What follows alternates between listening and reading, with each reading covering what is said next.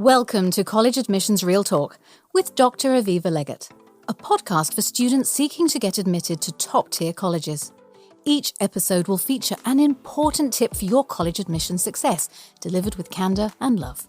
If you've ever wanted to take a peek inside the mind of a college admissions officer, this is your chance. Have a question? Text Dr. Legatt at 610 222 57 62. So, what's your dream school? That makes a lot of sense. I think that goes back to what you were saying about liquidity, right? And the liquidity plays a role in the perception of your ability to fund college. That's correct. And we get a lot of families that will then try to figure out a solution to that. Maybe they have assets and they'll pay down their house. They'll try to put that money in some other kind of vehicle that sometimes will cause more problems because they didn't look at the whole equation and how taxes play a part, penalties play a part, college plays a part. Sometimes there's confusion between retirement accounts and contributions. The retirement account itself may be exempted by some schools, but every college in America considers the money that's contributed that year into a retirement account as income. There's certainly a lot to consider, right, as we're approaching the college process. So it sounds like we definitely want to be thinking about these questions ahead of just like, oh, the FAFSA's due today.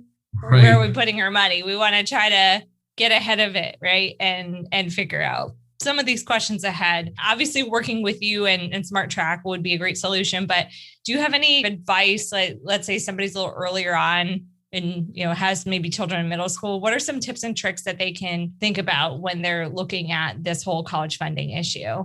That's a great question. But outside of just funding college itself, I think one of the most important things is to make sure that the student is working at their highest potential and learning how to learn so that they don't approach high school then starting to learn how to learn, because it's competitive out there. We all know that.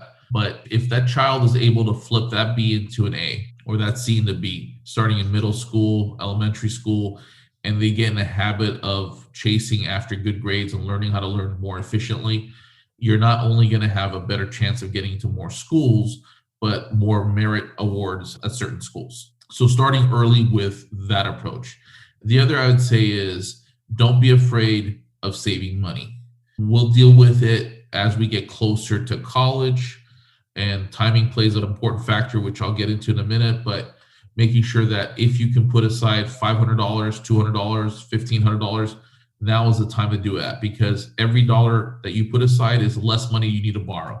And even if you don't like borrowing, remember, paying money from your pocket is borrowing from your future. So anything that you're able to kind of put aside and save and then maximize any grants and scholarships and financial aid is going to be less money that you have to give up later for retirement. Thanks. That's really great advice. I'd love to hear a little bit more about Smart Track. And I'm somewhat familiar with it because we, Ivy Insight, are affiliated with Smart Tracks. I've had a chance to go inside a platform, but love to hear from your perspective. How do people use Smart Track to help with college funding and college affordability planning? So Smart Track has been developed for the middle income family, middle and I would say upper middle income. And the reason why we're focused there mostly is because if you're low income and low asset, you're going to get financial aid at most schools, especially if you choose the right colleges that are more generous versus others. Every college in America wants you to believe they're super generous, but not every college is. So that's where we come. There's a focus on that, and you can use software to deliver that information to help with your decision making. So that's a very, very important part of which clientele we choose. If you're uber rich, you're probably going to be okay because you can pay for college pretty easily.